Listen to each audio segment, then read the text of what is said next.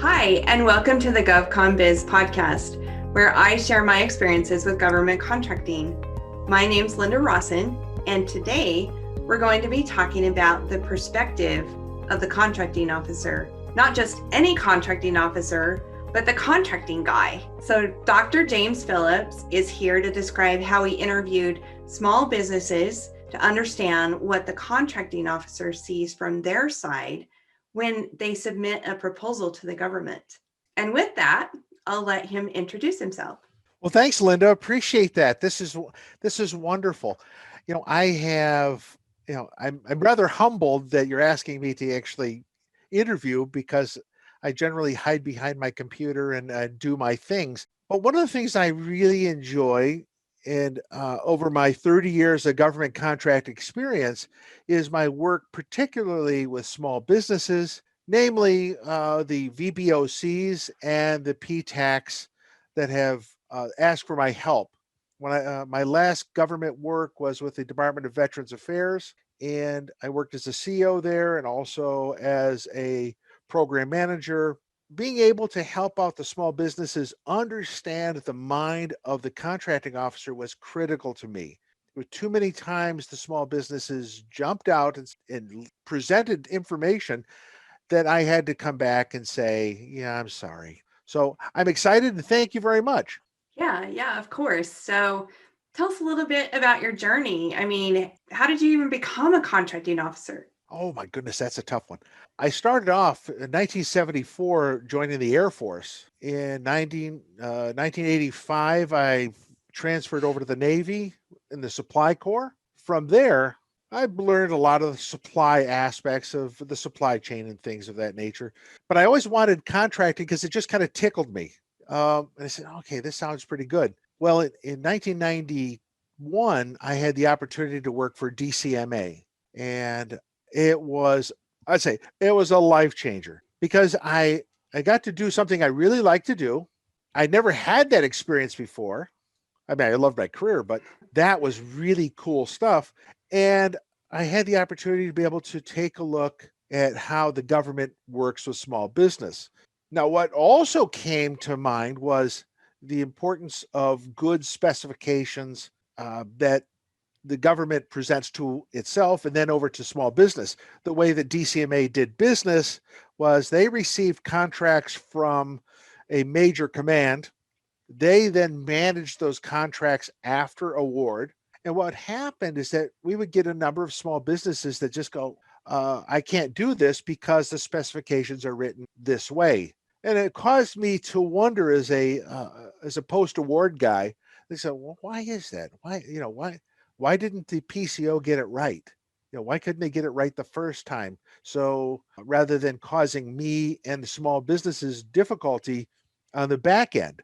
So it was a lot of fix on the back end. And I really did like that. Well, interesting. So let's see. You've been a contracting officer, well, or in or out for about 35 years or more. Is that true? That's true. That's true. I started out as a contract administrator, then over to becoming a terminations contracting officer. I did have a brief hiatus during a period of time where I left government. So I worked as a program manager for the Boy Scouts of America. That was kind of interesting running a camp. So, but what I learned from that is a certain amount of skills that are necessary in supply chain. While in the Navy, I did a number of things. While I was in the Boy Scouts running a camping operation, being able to keep things going with a strong supply chain and a good personnel system became very important every year for the boys to enjoy their summer camps and things of that nature. At some point, I joined the Department of Veterans Affairs. I think it was 2002. Let's see, 2001. And I worked for the Boy Scouts of America, then the VA, and I worked with the VA in Cleveland, Ohio. I worked there for about 3 years, and then was transferred over to the VA's Patient Safety Office over in Ann Arbor. And there I learned other aspects of customer service. My contracting was pretty sound, but the other pieces there were listening to the voice of the customer. I needed to know what they're asking, because I found as a contracting officer, if I remain insulated from the customer, I get a requirement coming to me, I look at it, I read it. If I read that and read it incorrectly, I was sure to screw it up. I mean, it was just absolutely sure. If I had a particular horror story that had to do with that, let me just share that with you for a moment. Of course. We love stories. It's like, is it I'm necessarily proud of it. I just want to tell you is that an area of one of those watershed moments in my professional experience where I needed to know that I talked to the customer. Well, the customer sent me information, and I read it, and I followed the generic rules that we followed as contracting people, and which said, well, it's not on a contract. They're asking for this. I'm sorry, we can't meet that, but we'll get you this, a substitute, if you will. Well, the reality is that no substitute would work. It had to be that, and it was a chair. It had to be that chair or nothing. And the chair was important because it fit in a small space. And if you're familiar with the concept of people taking blood, what do they call that? Plasma it could be plasma, it could be dialysis. Yeah, philanthropy. What's it? Something. Phlebotomist. There we are. Phlebotomist. And it was a special chair for. I think it was particularly for a phlebotomist, but also it kind of leaned back for those who are, have diabetes, because it was a place that they were going to sit for a while. What happened was that I ordered the wrong chair. The chair didn't fit, and it was just a miserable experience. I mean, because now you had to fix it. And if I would have taken the time, and this is why it's so instrumental and a watershed moment in my personal experience, if I'd have taken the time, walked over, looked at the spot, asked good questions, I would have solved the problem, because I would have seen the problem. I failed to do that. And that's why I look at contracting people, and why I mentor contracting people, is that I want them to see the problem, not just read it, but observe it, feel it, touch it, know what they're trying to solve when they're writing a specification. Because in the end, somebody else is going to use the fruit of their work. And if it's screwed up, it's screwed up. So I learned that was a watershed moment for me.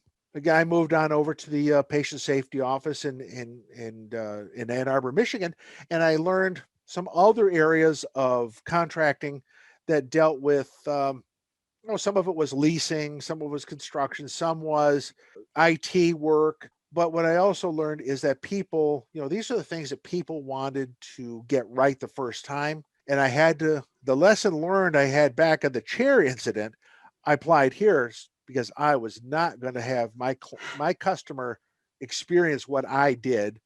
And, I take ownership of that, but it's not with great pride. It's just like, okay, you better own it afterwards. And if you own it, learn from it and grow from it. So I took that and I carried it on to my work with the VA. Now I started to get introduced with the small business in Ann Arbor, because I started working with the PTACs in Ann Arbor. And Michigan also has something called the Veterans Business Resource Center, or VBRC, part of the SBA's VBOC program, the Veterans Outreach Program. I started doing business with them, and you're familiar with the notion of the meet the buyer. And I said, okay, I'll go to meet the buyer events. So I do this, and I start to hear rumblings about dissatisfaction. Well, we're not getting any contracts. We're not finding any opportunities available. As going back to my chair thing, I said, I need to know more about this to be able to answer those questions and direct them. So what I did was start developing small training programs for the PTACs to help them guide their clients to move in a better way. Now, that better way is what I brought to the table, what I call my more of a secret sauce, if you will, is that I tell them the way the contracting officer sees things. Now, I've just told you my secret sauce. So everybody out there who just heard it, secret sauce. Secret sauce. Bing, bing, bing. I want them to know what the contracting officer is looking at, because it's one thing about someone teaching about how the process is supposed to work, but there's still another human looking at it at the other end. And they have to reach out to that person, albeit on paper, and make sure that they connect. And when they can't connect, you're not going to be able to get an award of a contract. So what I talk about is how to connect on paper with a contracting officer. Now, there's some opportunities where you might be able to connect on a phone or email or something, but on paper, how do you connect? And so the driver for me was to be honest, to say, this is when you present your information, this is what the contracting officer does. That's, I don't know what to make of this. This proposal that's been presented is disjointed or disconnected. There's not a continuous flow. So one of the things that I stress to small businesses, or any business for that matter, is that when you have a solicitation, you connect it, you strategically link it to that proposal, because that's how the government looks at it. You want to make sure that the human that's looking at the other end make it as easy as possible for them to make the connection. If you That's make it so important. Just huge. oh God, it's just like, you could just have a revelation just on that moment itself, is that you have to connect. And if you connect in a linkage fashion, you now then have won their heart, because they know that you have paid attention and that you are attentive to the process. And the process is critical. So I give another example. And I said, here it is, the contracting officer, when they receive your proposal, they'll take your proposal, put the solicitation next to it, and they'll link it. Now, the more you make it difficult for them to link it, the more difficult it's going to be for you, because they're going to eventually, and I would do this, I would say, well, apparently they don't know what they're talking about. If they make me search through their proposal for my answers, then there's a problem here. They don't know what I'm talking about. And for me, I think that I have less confidence in a small business that can't do that. Mm. And it's about confidence. One of the statements I make in my book, I talk about trust. I have this book right here. And in the book, I have a little bit of a phrase, and I say it's this: it's a matter of trust. Your response to my solicitation must convince me that you understand my requirement. Key. That's so huge. that in selecting you, I will get the job done successfully and not regret my decision in selecting you, and will consider you for future opportunities. Now, what page is that on? That is like, if you open the first page, I think I wrote above it from there. Okay, got it. It's right there. It is to me is one of the most profound things that drives my thinking on this. Now, as I'll tell you this. I mentioned about my secret sauce. What's my secret sauce? I tell you my perspective. I will tell you this, is that I've never had a government contract, because as a contractor, I have never had, as a consultant, I haven't a government contract. What I do have is knowledge of the system that you're entertaining. And if you understand it the way I understand it, the person who is going to be submitting a proposal will have a higher likelihood of being able to prevail. Now, I have a reluctance to say winning contract. I can, you do this and you'll have a winning contract. And I go, really, that is a tough call. What I like to point out is that I will help you to have a very competitive proposal. You'll be competitive when you do and listen to what I have to say, and you do what I've asked you to do in my book, is that you'll be competitive. Now, it's still up to the small business to be able to add their secret sauce, their competitive advantage to the proposal. So what is that? What is it? What is it? The secret sauce that I'm asking a small business to add? Well, it's actually kind of a gap analysis between what the government is asking and what your competitors are offering. What are you doing to fill that need? Now, it is difficult when you start looking at, let's say, for example, if you're selling products. Well, if you're selling a product, what might be your competitive advantage? Now, I'll say, as a small business, your competitive advantage, in my opinion, is your agility, your ability to be able to be nimble and solve problems quickly. That is where you can shine. the ability to be able to also respond to questions that the government might have, your ability to be able to handhold the government, if you will, to solve their problem. Because in the end, it's still about them. And that's another an element of relevation, or being able to revelation for a small business, is that it's not about you. It's about the government. You solve their problem. When you solve their problem, they're going to be happy. That's going to bring joy to their heart and most likely come back to you again for seconds or thirds, because they're going to have a positive past performance experience from, which is, that's a good thing. But it is important that you have you define what your competitive advantage is and you plug it in. And oftentimes in a solicitation, you might even see little snippets of what they're asking for a competitive advantage. They say, well, we're requiring more program management. Oh, okay. Program management. Okay. Program management means management of the program, might mean reporting. That also probably gives you an inclination that maybe in a previous contract, they had poorly performing contractors that didn't report. So they now put it into the solicitation. Well, that should drive your perspective on what to offer, is say, here, we offer great, we have a protocol for reporting on these types of things. And here's our protocol added to your proposal. We have a way to solve your problem. Because in the end, you want to have that comfort. The government has to be comfortable. And when you can offer that by having this meeting of the minds, life is good. Life is real good. One of the things I ask in a solicitation, it's like a 5-step. Well, that's 5. Okay, that's 5. 5-step piece, and I call it the Phillips solicitation analysis technique. And is that also useful in the book? It's in the book. Okay, great. It's in the book. It focuses this way. It said, read the solicitation. Now, this might go, this is common sense, Jim. No, it isn't. Because if it was, why would I say it? Read the solicitation. You read to become familiar. You read to become familiar with the content. The second one is you read it for meaning it, to understand it. Because one thing is to be able to get familiar, you kind of like thumb through it. The next one is like, you want to get in the depths. You want to get in the weeds on this. What's happening? The third step to this is to write a 2-paragraph summary of the requirement. 2-paragraph summary.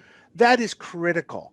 And the reason it's critical is because you have to understand what's actually occurring.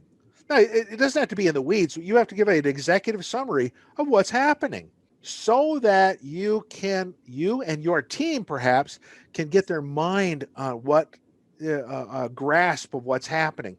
And if you can understand that, you then can use that later on in your proposal, but people will be centered on that. It's kind of like your proposal mission statement, if you will. Now you know what's required. You can focus on that.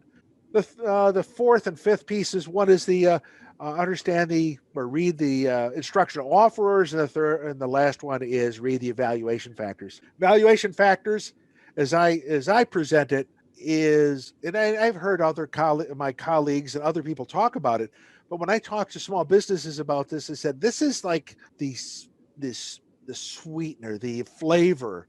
You can have chicken, but you want a Cajun. Well, you're going to have to add some spice to that. Well, I usually look at the evaluation factors first. Like I want to know if I'm going to even qualify. And if they're going to be judging my past performance, do I even have a past performance that I can sway into that? Or so it's almost like I'm not quite following yours, but I'm like, I go right there to see, and it's a go, no go based on that evaluation factor. Well, that certainly can become a real big driver. And I would say is that, who's the audience? The contracting guy's audience in the work that I do in the book. My audience is really, first, second year small businesses, the ones that are still trying to get settled and try to figure out how the system works.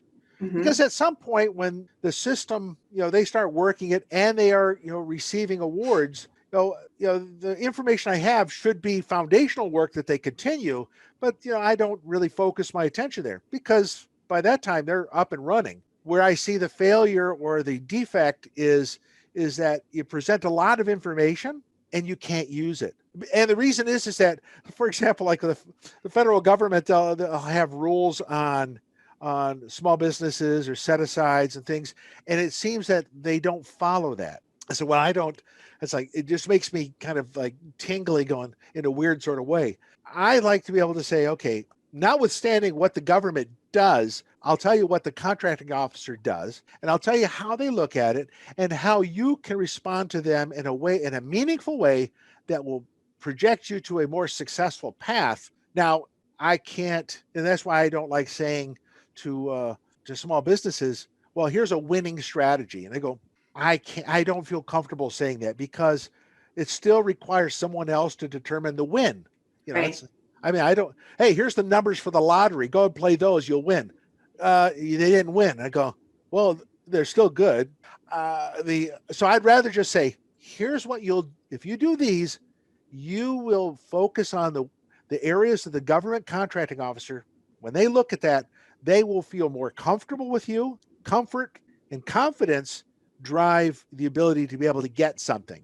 If they're not comfortable nor are they confident, they're not going to trust you. And if they don't trust you, they're not going to pick you unless they have to, but they're not going to pick you. And then that's just the sad part, is that so many people want to jump out and you say, hey, I did everything you told me to do. And they're going, well, that's not enough, and even if you did everything I said, frankly, it still requires someone else to make a decision on what's good. And that's where debriefings become extremely important. You submitted your proposal, you did not win. So you go to the government and ask them, I'd like a debriefing. Could you just help me through this? And the government's response ought to be, sure. What's your question? Well, where was I weak at? I want to be competitive in the future. Where did my proposal fall short? Now, that is a good way to approach things. Oftentimes, however, this is a small business going, how come they won, not me? Why is it that you chose them? I'm a better contractor than they are. And what you've done is you've put the government contracting officer in a precarious position where they're going to go, yeah, I don't want to talk to that person because they've kind of alienated me. And also you've kind of triggered their protest hackles on their neck because, they're going to protest. And so I'm going to give you the least amount of information that I can based on what the FAR tells me to release, but I'm not going to disclose the things that you want because you're going to use them against me and beat me like a hammer. So that's those are some of the little things that kind of, I'd use what's available, but also recognize that there's still a human on the other side. And so what kind of services do you provide? I know you've taught for GovConBiz, but what other, do you provide professional coaching on proposals? I do. Well, thank you for asking that. A lot of things have changed since COVID. At one time, my sort of bread and butter was to go out and do presentations at PTAX and for GovConBiz and such. My online work has increased, while the other stuff just flatlined. So what I often do is I still do the teaching. I do for GovConBiz. I do my the Contracting Guy podcast, about 5-minute little podcast on topical areas of contracting. Much of what I've talked about today would be in a podcast that I've presented. But also, I do coaching. It's sort of as needed. Oftentimes, I guess I'm probably a horrible consultant because the reason is that my preference is to coach, is to mentor, and I love my profession and I love what I do. That I would go, okay, hey, we'll talk. If you want to sit with me for an hour and we'll kind of talk about what your problem is, I'll listen. And we'll talk about it. And then if something is if you still want to continue talking to me, okay, we'll work something out. But generally speaking, I'm just like, okay, well, if you don't come back, that's fine. I'm okay. Or give me a call. I'll tell you anyway. I win the award for the poorest consultant. Hey, ever. at least you're honest about it, right? Yeah, you're not a poor consultant trying to rake in money, Yeah, that's not my. Frankly, it's in the wonderful world of what the contracting guy does, or the alter ego Jim Phillips does, is that I'm a husband, I'm a grandfather, love my wife dearly. We travel. The picture that you see that's behind me is an earlier travel we did through Utah. I mean, just absolutely love doing things together. So I also do some volunteer work for the NCMA, National Contract Management Association. So I'm kind of So you're living your best life. I'm living the dream. Yeah, sounds Linda, wonderful. I am living the dream, and and I'm quite happy with that. So so if money comes my way, that's fine. If it doesn't, there's God's been good to me. So, okay, so I have a few questions. Sure. So, when you submit a technical proposal or a source of sought or a cost proposal, how important is that to look like graphically like $1 million? Like I don't know how to explain it. Is a simple proposal better than one that's a marketing brochure? Okay, I'll use it. It is okay. I want you to just think for a moment. Just think. I want you to put yourself in the position of the government. You're a person who's sitting behind a desk. You receive this, and you go, "What am I to do with this?" Now, first off, you have to recognize that they may have to take that and convert it digitally. If it's a folded up brochure, if it's coloration, or if it's hard stock front, that's like, okay, I'm not going to use that at all. So, and what oftentimes, well, they'll also, if you make it nice and colorful, and they might make copies of it all black and white. Uh-huh. So everything you've done to make that thing look pristine has just been diluted to a very black and white, perspective. So my consultation with others is saying, do it well, do it readable, do it traceable, have it linkage. Those linkages are critical. Do a linkage, but it doesn't have to be glitzy. It doesn't have to be shiny brochures, because the government isn't going to put value on your marketing material. They're just not. They're just going to say, okay, what do I render this down to something I can look at and compare it to? And if you recall, if you have their solicitation, they're going to link it to that proposal. And it is better to have it linkable than it is to look good, aesthetically.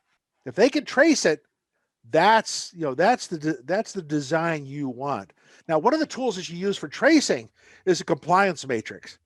Now, they usually look at these as two different things with a compliance matrix in the middle. So if you have a solicitation, you have a compliance matrix, and then you have your proposal. The compliance matrix is used to follow the tracing from the solicitation to the proposal, and it answers simple questions such as, am I able to do this or not? Where the government says shall, can I do it? If I can't, then I would make a notation on the compliance matrix, because that'll trigger for me an action item to beef up for my proposal. There's some Or to things, find a teaming partner, or find a right? team, actually find a Yeah, teaming partner, or just say, or in the end, you might even be a bid, no bid. Said, I'm sorry, we can't meet these requirements. right. So your compliance matrix will tell you that, but you have to do that, but they have to be linked so that you can follow this one over to this, over to this. Usually it's a solicitation, particularly with a performance statement of work, will have numbers, and you use those numbers that the government has created to trace it all the way across. So you would do that. So black and white's fine. In fact, black and white's better as long as it's linkable. That's going to be the driver. There's linking. Uh, do you have any suggestions if a small business is just beginning government contracting and they have to represent their experience as past performance? So they don't have any federal experience, but they've got plenty of commercial experience. Do you have any suggestions as to, what works there? Well, that's also a good question, because it is something that someone entering into the government realm will start to eliminate them, self-eliminate. Well, I don't have that experience with the government. And I said, well, I mean, the reality is that you oftentimes, in most instances, you're going to have some private experience or commercial experience. That commercial experience is transferable because the government's buying commercial items. So unless you're selling something that is a non-commercial item, and generally speaking, that's only to the Department of Defense and maybe to Homeland Security, perhaps, you're going to have a commercial item, and that commercial item will have a track record. And then you can then present that as part of your presentation or your proposal. Said, here, I have this. The government is not to discount, past experience that is not government. They're to And look at that as well. is it true that I mean, a lot of times, I mean, I think there's like a FAR regulation or something that they can't really kick you out for not having past performance. No, right? in fact, actually, the FAR says is that you can't be kicked out because of lack of past performance. So if you have say, well, I have no performance. Oh, well, then that's no past performance. Well, alrighty. Well, you have no past performance. That is not an elimination in and of itself. Past experience might be the driver that might kick you out, because if you're looking at a performance requirement and you have no experience doing this, so this is your first whack at this experience. Yeah, it's like, I'm, it's asking someone to make, I want you to make lasagna. Well, I never made it before, but I can. I go, yeah, we kind of need the experience of a lasagna maker. So sorry, doesn't count. But from a normal standpoint is that if you have experience doing something that is a commercial item that can transfer over to the government who are buying commercial items, that experience, actually does work. And if you don't have that, that's not a showstopper either. Because Right. government, you might have something. Now, one of the things that is helpful is that with no past experience is that, you might want to talk about the experiences. And this is one of the things I said, well, if you don't have it in the first, you go to the second. The second is, well, the people that you're working with or the people you're teaming with, they might have experience or they might have something to offer that can help bolster the proposal and move that in your direction. For example, you might have, let's say, a project manager who's worked with federal government contracts. Well, the company might not have any experience, but you have someone who does have experience. So that may be of some value in looking at all of the requirements, saying, okay, well, I got someone who's familiar with this. Okay, well, there should not be an exclusion for, well, I'm sorry, you don't have it, so we're going to exclude you. Even under my scenario, having this one guy who has that experience, they shouldn't reduce the competitive range just because of that. Right.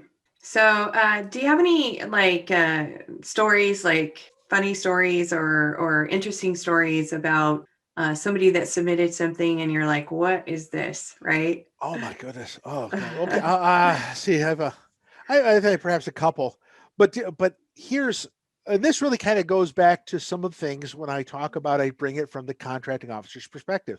And this is when I was doing face-to-face presentations. And I would tell someone, say, here's an example. I had a small business, they submitted a proposal and the proposal had somebody else's name on it. It didn't have my name on it or the government's name. It had somebody else. Wow. It was made for someone else. And yet what would happen is, and this is where I go into a long diatribe about, being, serving leftovers. I said, nobody wants to serve leftovers. I don't want the leftover for your last contract being my proposal here. And I have to look at it. I see at the bottom, an indication that this wasn't for me. You wrote this for someone else and you just rebranded it for me. So that's why when I stress to small businesses, I go, you have to make sure a couple things. One is that if you're going to use somebody else's work or work that you've used elsewhere, scrub it. Also, make sure you save it as a different PDF. Don't save it as a Word file. Also, when you do these things, make sure that, if you look at some of the documents, they will be, if you look at sort of a document record, you look up there and you'll say track file, see what happened. It said track changes. And you go, oh my goodness, this wasn't mine. Or you'll see some of the secret sauce that they have to put together this particular proposal. You got to get rid of that because government people aren't stupid. They're going to go look at it. And then isn't that what I would tell them? I said, then we would laugh at you. We would laugh and laugh. And we would laugh because that is just absolutely stupid that you would do that. And it says you should feel silly for presenting that to us. That's probably one of the most egregious ones that I've had, is that that instant. Another one is a little bit more. It's not. I mean, it's kind of funny, but it's disappointing. Is that I was doing a home oxygen program, a contract for the federal government, the Department of Veterans Affairs. We were looking at home oxygen, and it was a durable medical equipment, or DME.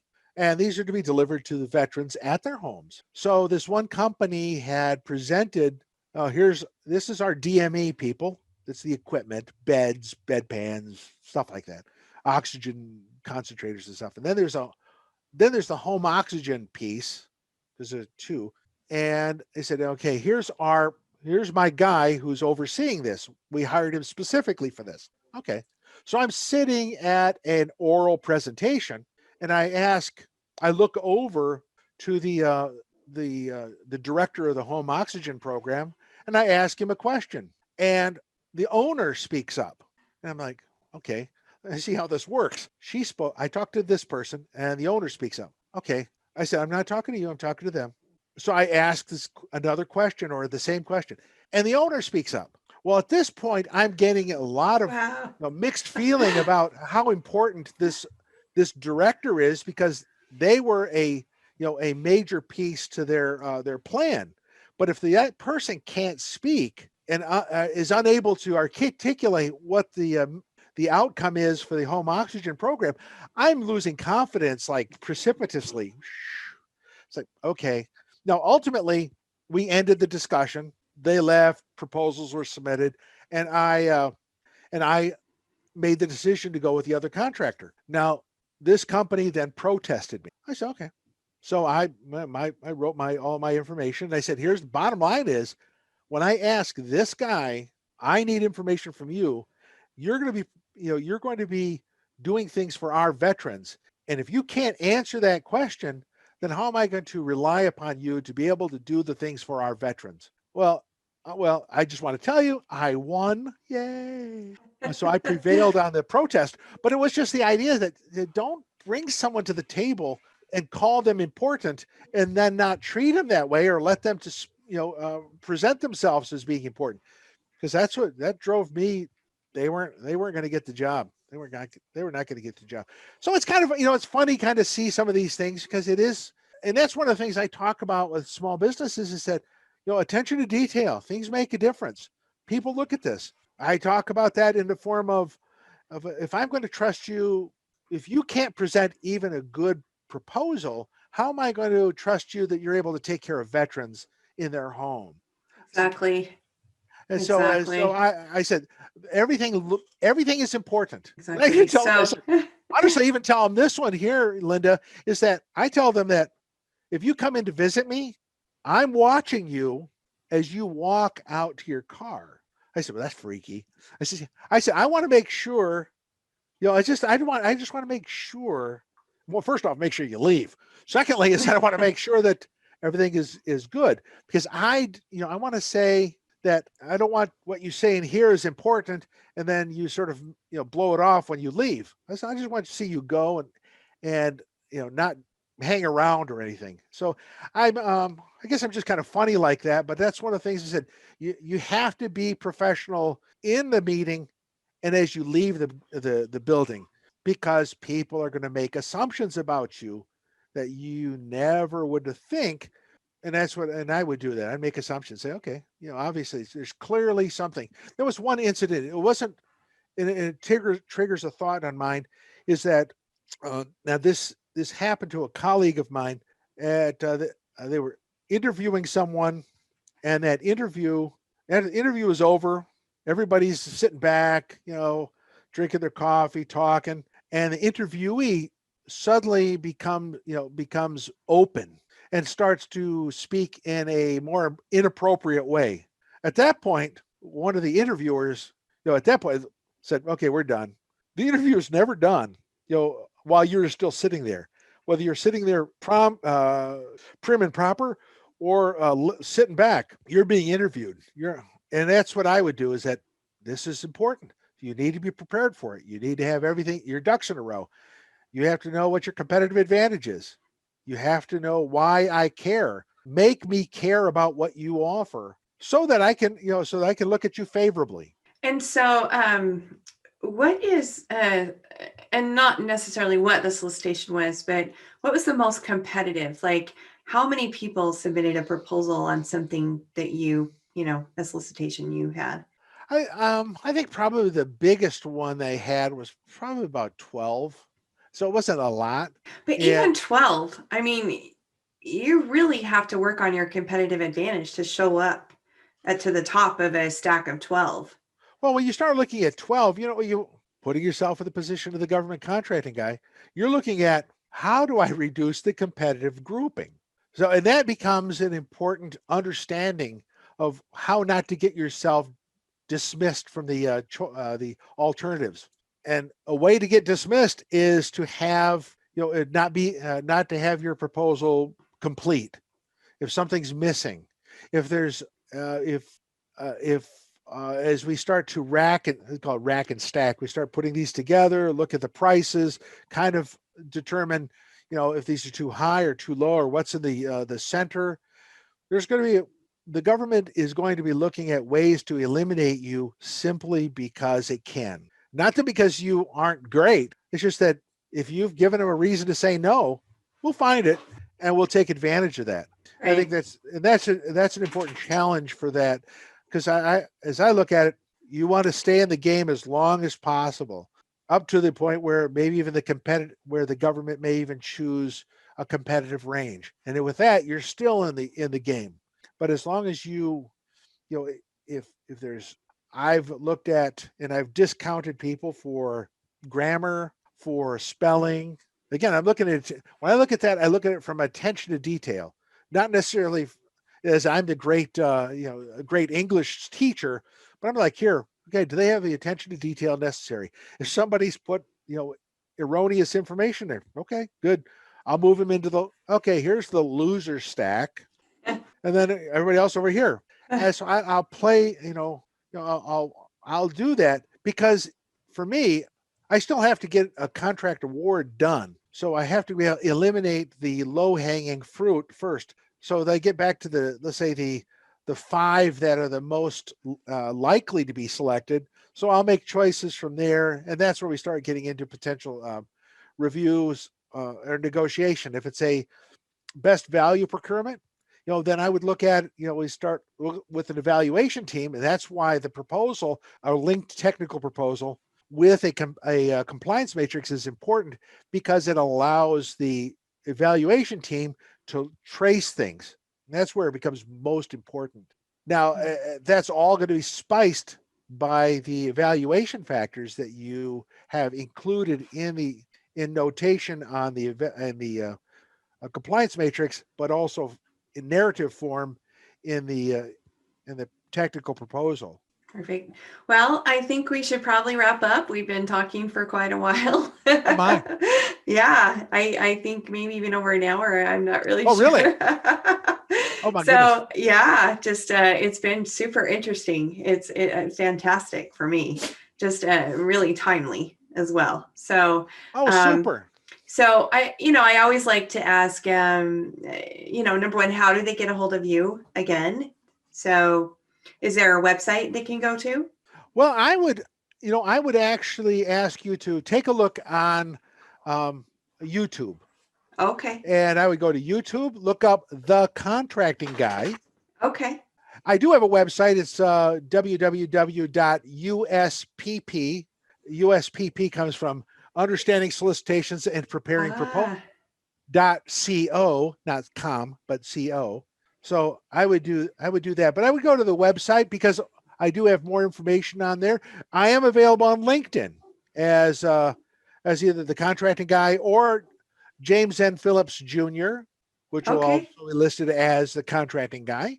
Okay. And then, so another question I really like to ask is, have you What's read that? any interesting books lately? Do you Oh have my. anything Okay. that, There's a couple books that I have read and am reading. So first was, this is at the risk of sounding like I'm a shill for this. I'm not, but I've read this and I am reading this because there's a lot of great information, game changers. it is Uh, like an incredible book. yeah, Yeah. now I'll tell you now as as the contracting guy is that I like this book better, and the reason I'll tell you, it's honest. Here's the reason why: because my book, as I see it, is a doing book. There's some books that are what I would call reading and reference and great material to know. These are like knowledge transfer books. My book, on the other hand, I call it as a doing book because it doesn't have stories. What it have is action steps in there. Right. There's a lot of good worksheets in there So there's a for lot of things sure. that you should be able to go through. So, I mean, they actually complement each other. Uh-huh. They're very complimentary on that. And that's why I kind of like mine as I look at it is that small business wants to do this. They understand it. They get some further understanding. And if they want to get deeper into the weeds and you want to be able to get a more fleshed out understanding, this book has a lot of great help in regards to understanding key components. I refer to it even as the contracting guy. I go to that one. Now another book as is this book. Now you ask what kind of books is this book? Now I'm not promoting it, but it's a book that I'm reading. Is Six Frigates. Oh. What is beneficial about this particular book? It is the history of the United States Navy, being a retired naval officer, and it talks about the procurement of the first six frigates of the United States Navy and some of the Ah. challenges that they came up with during that time. So it's kind of fun to read this as a brand new country is looking at arming their navy and not having any ships, what they did, how they did it, and then some of the logistics issues that they had to deal with. And that to me is kind of fascinating. Being a supply officer of the Navy, they speak to the things that I kind of did while I was in the Navy. So that's one of my books that I'm reading. Oh, awesome. That one sounds good too. That's an Well, interesting okay. read. Is there anything else that you'd like to say? Well, I guess probably the takeaway is that everybody has the opportunity to be able to be successful. It is to me how you channel your energy, which will determine whether you're going to be really successful or just sort of trudging along. Mm-hmm. What I suggest in the material that I've just shared with you today, as well as the book that I showed you, is that this is a way to get engaged at a very fundamental way. I believe in strong foundational work is important for you to succeed with more complex work later on. The more that you can develop this foundation, Yeah, I agree the too. better you're going to be as you develop the complexity that's involved with small business, with your industry that you're involved with, whatever it might be. Foundation work, critical. And that's it. Perfect. Perfect. I loved it. Well, thank you for being on our show. And I, look forward to more conversations Me too. and hopefully we'll have you back again and we'll talk about something different. So Sweet. Sweet. all That'd be right. wonderful. All right. Thank Well, you. everyone, have a great day.